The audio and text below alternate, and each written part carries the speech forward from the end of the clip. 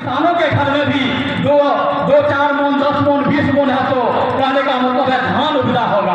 लेकिन अगर आप उस धान को काट करके अपने घर पर लाइएगा और घर पर है तो दरवाजा पर छोड़ दीजिएगा तो आपका धान है तो धान का बोरा उस चोरवा बगल वाला उठा करके लेके चला जाएगा। तो कहीं न कहीं आपको उसको रक्षा करना पड़ेगा, उसको सुरक्षा करना पड़ेगा। वही हाल 15 जुलाई 2024 के बाद हमारे आरक्षण का हुआ। हमारा आरक्षण तो है तो कुछ चोरवाओं ने क्या किया, चोरी करके वो देख लिया कि जब इस फॉर्म को जब आपको 9 वर्षों में जब 43,000 लोग जब नौकरी प्राप्त कर सकता है, अगर ये 18 साल अगर कहीं आरक्षण इसको अगर मिल गया तो लगभग 43,000 का 3 गुना यानी वित्तीय गुणक के अनुसार यह है तो पूरा एससी का सीट है जो खा जाएगा। और जितने भी एससी बंधु थे हमारे ऊपर में क्या किए, कुठाराघात करके हमारे आरक्षण को खत्म करने का काम किया। जिसमें हम बता देते हैं ऐसे लोगों का नाम, अशोक चौधरी का भी नाम बताता हूँ जो बात है।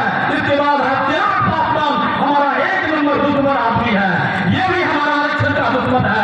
इसके बाद मैं बता देता हूँ श्याम रजक जो इसका है तो साला पहलवान था, जो आशीष रजक था वो पिटिशनर था, ताकि उसने भी हमारे समाज को है तो आरक्षण से वंचित करने का काम किया। बंधु आज मैं तमाम लोगों को कहना चाहता हूँ कि जीना है तो पढ़ना सीखो, जीना है तो मरना सीखो, जीना है तो लड़ना सीखो।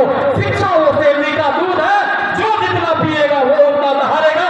और दुनिया का हर एक ताला राजनीति के चाबी से ही खुलती है।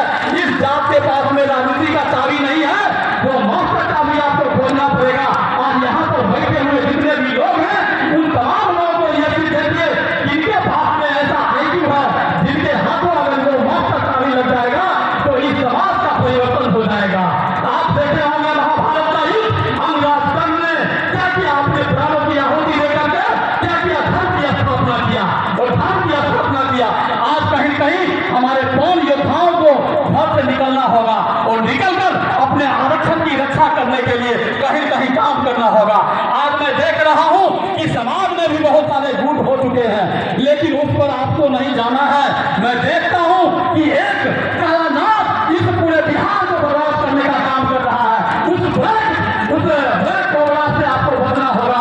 अगर वो ब्लैक कोबरा ये समाज को दीमक की तरफ खा रहा है, उस ब्लैक कोबरा से आप बचिए। और मैं यहाँ पर और कहना चाहता हूँ, हमको मैं सचिव मुलदास मैं खुलेआम चुनौती देता हूँ कि हम कोई मूली नहीं है और कोई माँ के लाल में जम नहीं है कि हमको मूली की तरह कोई उखाड़ करके फेंक दे। आपको भी ऐसा बनना होगा।